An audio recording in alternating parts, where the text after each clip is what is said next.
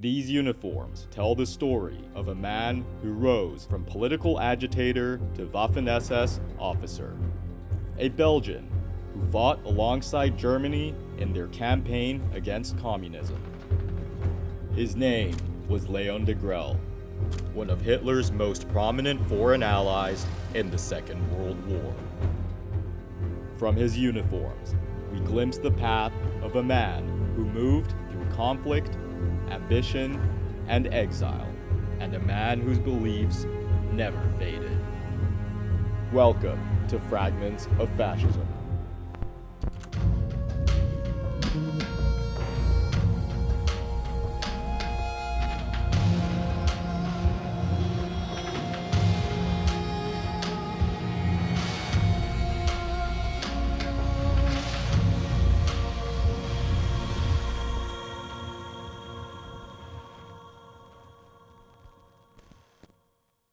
In the aftermath of the First World War, Europe was unrecognizable. Empires had vanished, economies faltered, and societies questioned their foundations. Across the continent, democracy appeared weak, unable to answer crises with clarity or authority. For a generation shaped by war and loss, radical alternatives began to feel necessary. It was in this environment that Léon Degrelle emerged. Born in 1906 in Bouillon, Belgium, Degrelle was raised in a deeply Catholic environment. At the University of Louvain, his talent for rhetoric became clear. He possessed an unusual ability to turn ideology into emotion.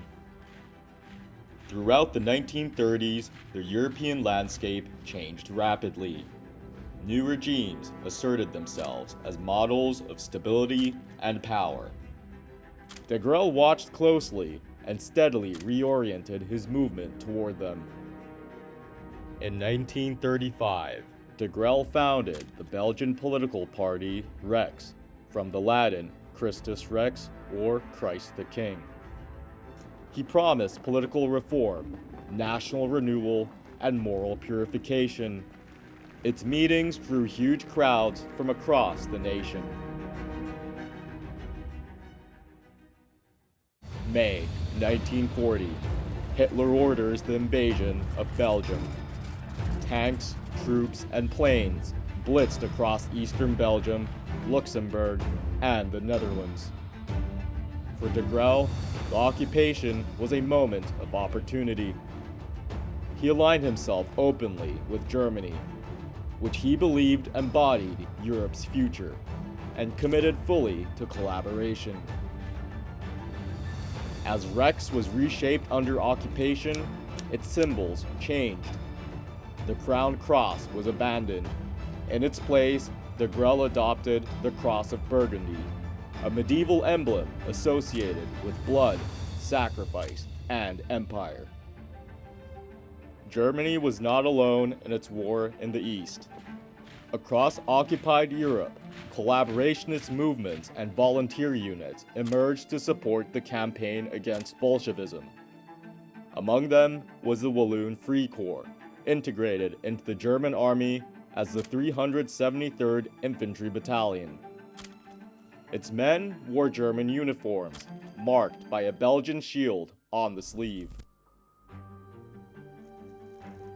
1941, Degrelle enlists as a private to fight alongside his fellow Walloons on the Eastern Front against Soviet partisans. Along with 1,200 comrades, he fought through forests, frozen plains, and devastated villages. February 1942. The Walloons' baptism of fire came in the form of defensive engagements around the villages of Rosa Luxemburg and Gromovaya Balka. In these seesaw battles, the Walloons' resolve and combat prowess earned them the respect of their German allies. By mid-1942, as German forces pushed into the Caucasus, the Walloons fought in relentless heat and open terrain. Degrelle's grit and fearless determination during these intense battles earned him multiple promotions. He rose through the ranks and became an officer. 1943, the Walloon Legion is transferred to the Waffen-SS as SS-Sturmbrigade Wallonien, placed under Heinrich Himmler's authority. Degrelle was promoted to SS-Hauptsturmführer, serving as the brigade's chief of staff. It was here that Léon Degrelle received this tunic, decorated with medals from his political and military careers. The uniform, cut from German Feldgrau cloth, features the Belgian crest on the right arm, and on the opposite sleeve, an SS issue cuff title reading Wallonien, both tributes to his national identity. Above, we see the Edelweiss badge, given to German mountain troops who he had fought courageously alongside.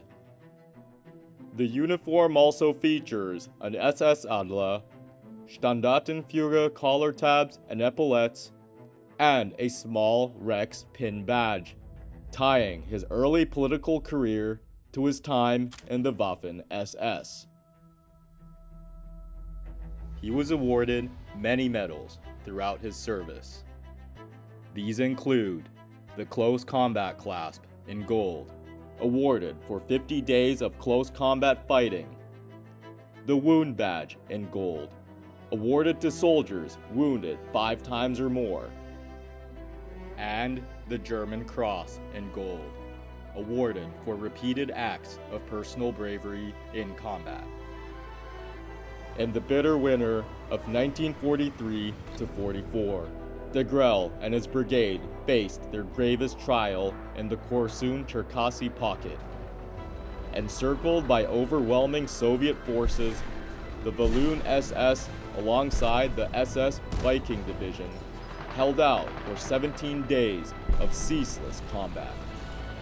Amid artillery barrages and collapsing lines, Degrelle, wounded yet undeterred, continued to lead from the front.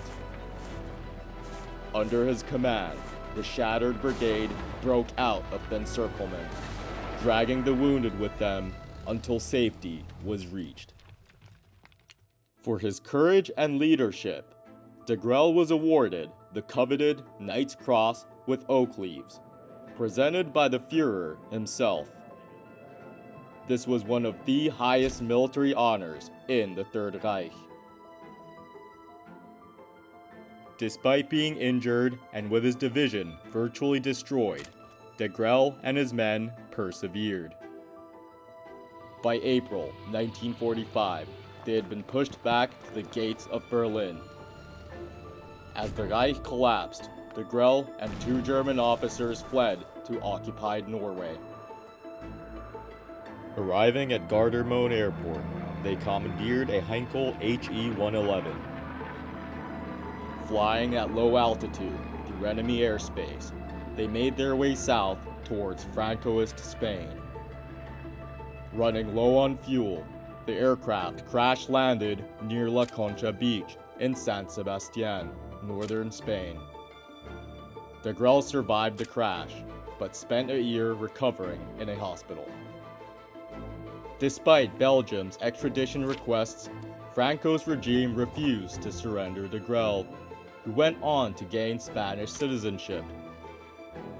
He remarried, rebuilt his life in Spain, and later returned to public view through his writing, publishing extensively on the war, his life, and his political ideas.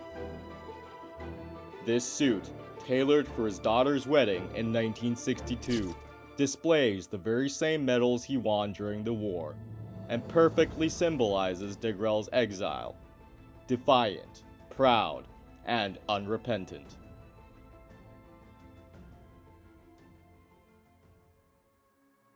Léon Degrelle lived out the rest of his life under Franco's personal protection and passed away of heart failure in 1994, surrounded by his family at his home in Malaga, southern Spain. Degrelle's life unfolded along the great fractures of the 20th century. The collapse of post-war certainties, the rise of nationalist solutions, total war, and exile. These uniforms embody that path. His Waffen-SS tunic reflects commitment to a vision of a reordered continent, pursued through war. The white suit speaks to survival in exile, a life rebuilt, but a belief never abandoned. In the words of Degrelle, they died out there, in countless numbers, not for government officials in Berlin, but for their old countries, gilded by the centuries, and for their common fatherland, Europe.